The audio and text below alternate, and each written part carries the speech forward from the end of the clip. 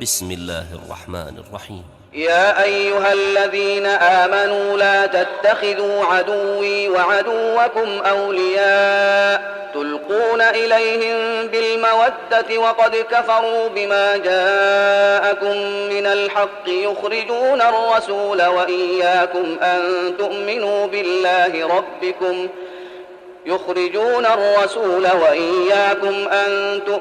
بالله ربكم إن كنتم خرجتم جهادا في سبيلي وابتغاء مرضاتي تسرون إليهم بالمودة وأنا أعلم بما أخفيتم وما أعلنتم ومن يفعله منكم فقد ضل سواء السبيل إن يثقفوكم يكونوا لكم أعداء ويبسطوا إليكم أيديهم وألسنتهم بالسوء وودوا لو تكفرون لن تنفعكم أرحامكم ولا أولادكم يوم القيامة يفصل بينكم والله بما تعملون بصير. قد كانت لكم أسوة حسنة في إبراهيم والذين معه إذ قالوا لقومهم إنا براء منكم ومما تعبدون من دون الله كفرنا بكم وبدا بيننا وبينكم العداوة والبغضاء أبدا حتى تؤمنوا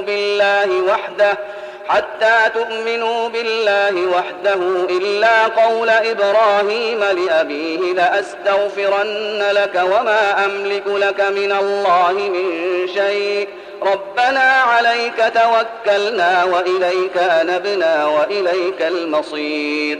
ربنا لا تجعلنا فتنة للذين كفروا واغفر لنا ربنا إنك أنت العزيز الحكيم. لقد كان لكم فيهم أسوة حسنة لمن كان يرجو الله واليوم الآخر ومن يتول فإن الله هو الغني الحميد. عسى الله أن يجعل بينكم وبين الذين عاديتم منهم مودة والله قدير والله غفور رحيم. لا ينهاكم الله عن الذين لم يقاتلوكم في الدين ولم يخرجوكم من دياركم أن تبروهم وتقسطوا إليهم إن الله يحب المقسطين. إنما ينهاكم الله عن الذين قاتلوكم في الدين وأخرجوكم من دياركم وظاهروا على إخراجكم أن تولوهم ومن يتولهم فأولئك هم الظالمون.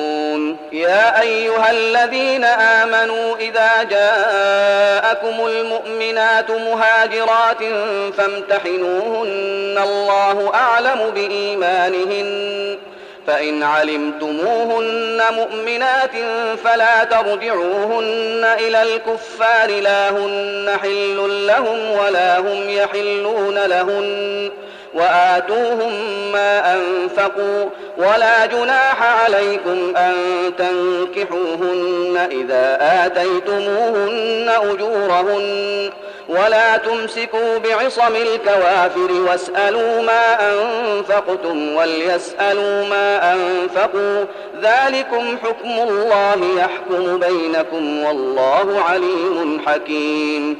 وإن فاتكم شيء من أزواجكم إلى الكفار فعاقبتم فآتوا الذين ذهبت أزواجهم مثل ما أنفقوا واتقوا الله الذي أنتم به مؤمنون. يا أيها النبي إذا جاءك المؤمنات يبايعنك على أن لا يشركن بالله شيئا ولا يسرقن ولا يزنين ولا يقتلن أولادهن ولا يأتين ببهتان يفترينه بين أيديهن